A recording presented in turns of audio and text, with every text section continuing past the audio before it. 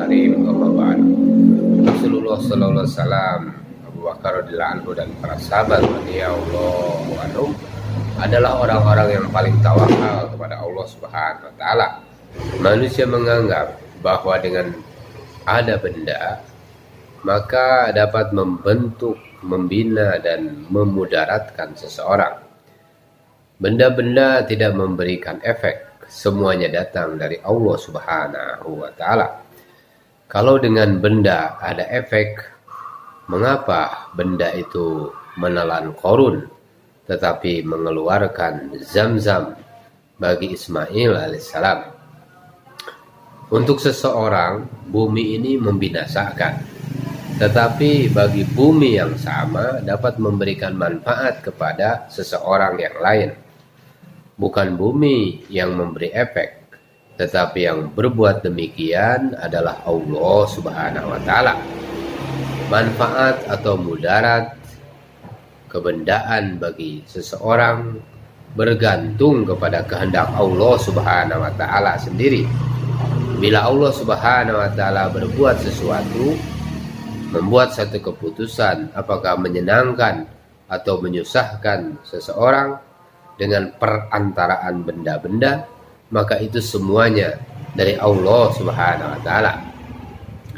Musuh Allah Subhanahu wa taala merencanakan untuk membunuh baginda Rasulullah sallallahu alaihi wasallam, tetapi Allah Subhanahu wa taala tidak berkenan. Allah Subhanahu wa taala selamatkan dengan menggunakan sarang laba-laba, yaitu suatu benda yang paling lemah. Allah Subhanahu wa taala tidak menggunakan benda-benda yang gaib seperti malaikat. Namrud dibinasakan oleh Allah Subhanahu wa taala dengan menggunakan nyamuk. Allah Subhanahu wa taala menggunakan makhluk yang biasa. Allah Subhanahu wa taala telah menunjukkan kudrat dan kekuasaannya.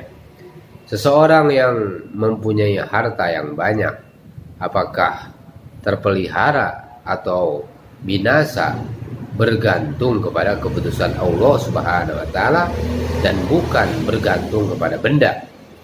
Begitu juga di akhirat, berhasil atau gagal tergantung di tangan Allah Subhanahu wa taala. Orang yang beriman kepada Allah Subhanahu wa taala nanti akan dimasukkan ke dalam surga.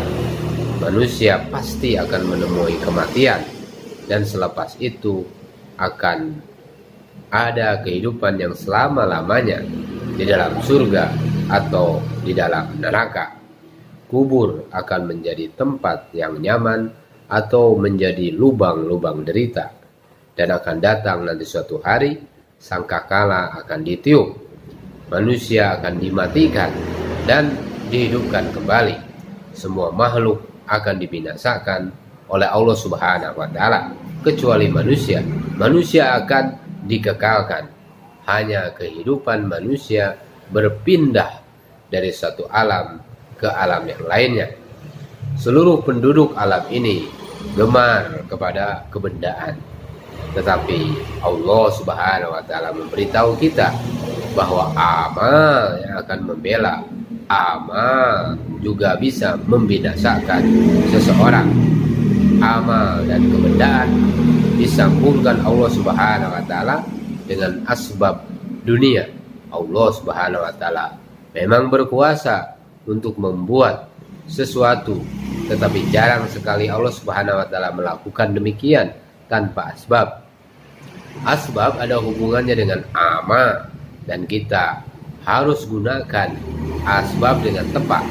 Jika tidak, kita tidak akan ada hasil apa-apa darinya. Misalnya menanam biji-bijian musim hujan di musim kemarau. Begitu juga dengan hidayah. Untuk memperolehnya, Allah Subhanahu wa taala meletakkan suatu asbab. Tanpa asbab, hidayah tidak akan datang, walaupun Allah Subhanahu wa taala dapat memberikan hidayah kepada siapapun yang Dia sukai. Asbab memegang peranan penting dalam urusan dunia dan akhirat. Apabila penduduk dunia menurutkan hawa nafsu, maka keburukan yang akan tersebar. Kalau manusia usaha atas agama, maka kebaikan akan menyebar. Apakah baik atau buruk yang tersebar bergantung kepada asbab. Usaha atas agama merupakan asbab. Apabila menggunakan asbab dengan tepat, maka Allah Subhanahu wa taala akan memberikan natijah yang baik. Apa itu? Pertama, kasih sayang kepada manusia. Yang kedua, berharap Allah saja yang balas. Kemudian yang ketiga, harap Allah terima usaha. Inilah ramuan untuk tersebarnya hidayah. Bila sebaliknya, Allah Subhanahu wa taala tidak akan sebarkan hidayah. Usaha atas agama harus ikut cara baginda Rasulullah sallallahu alaihi wasallam. Apabila usaha agama ikut asbab tadi dan juga ikut cara Rasulullah sallallahu alaihi wasallam, maka hidayah akan tersebar. Syarat untuk sukses di dalam usaha, pertama niat untuk akhirat, yang kedua usaha untuk akhirat, kemudian yang ketiga ikut cara baginda Rasulullah sallallahu alaihi wasallam. Yakin semuanya dari Allah dan nafikan kekuatan diri sendiri. Dalam usaha Rasulullah sallallahu alaihi wasallam ada 3 perkara. Pertama, tilawat ala nas.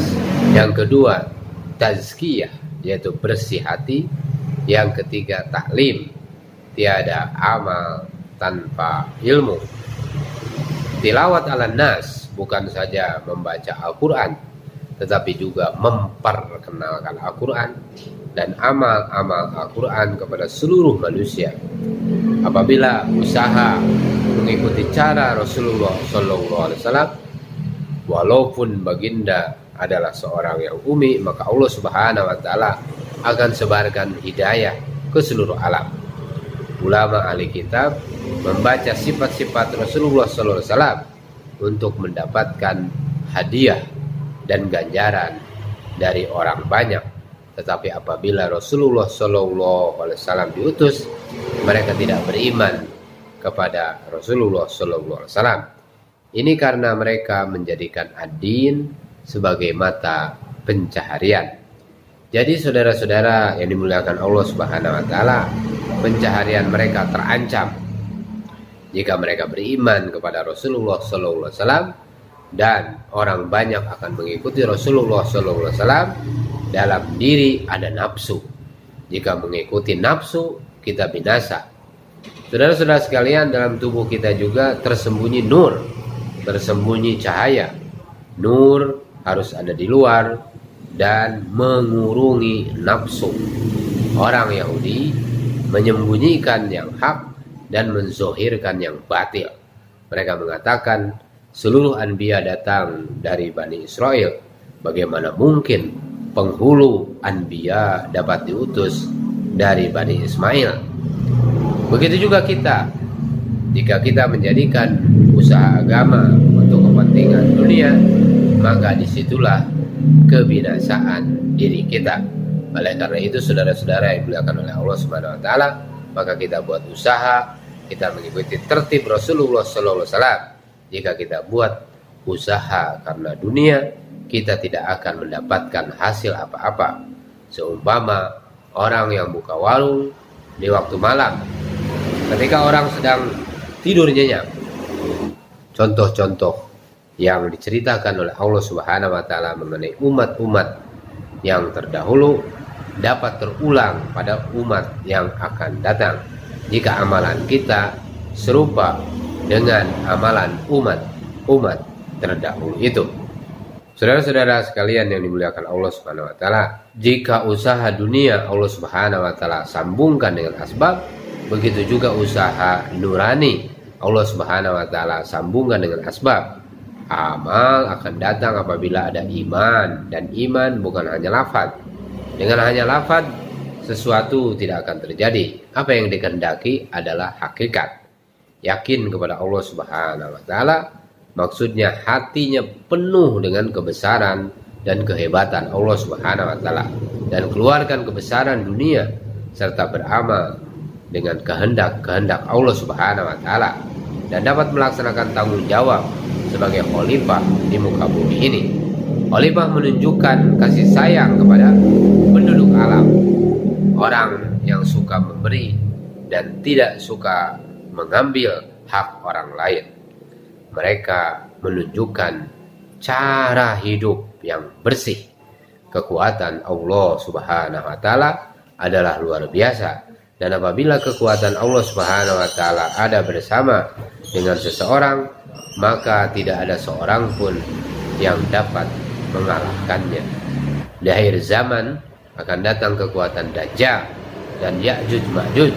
Hanya kekuatan ad-din saja yang dapat mengatasi kekuatan Dajjal dan Ya'juj Ma'juj. Kekuatan Allah Subhanahu wa taala ada bersama kekuatan ad-din. Dalam dunia ada dua golongan. Yang pertama yang beriman dan beramal, itulah yang disebut khalifah. Nah, yang kedua yang ingkar, seperti Fir'aun, Qarun dan sebagainya. Orang terdahulu telah diuji, dan kamu pun akan diuji.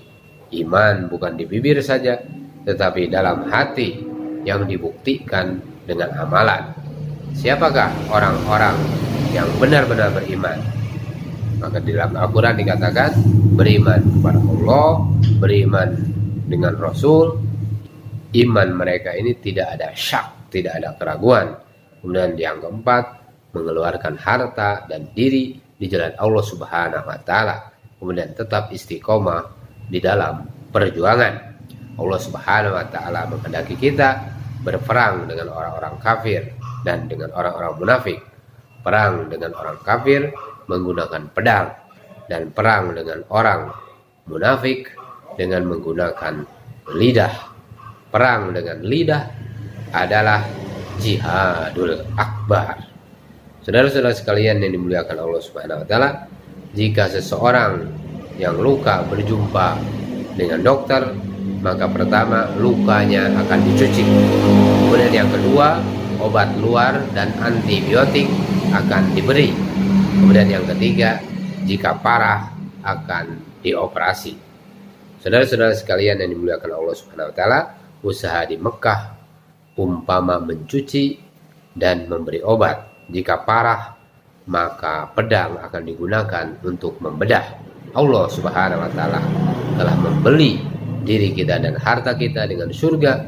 Tidak ada apa-apa yang kita miliki lagi. Semuanya adalah kepunyaan Allah Subhanahu wa taala.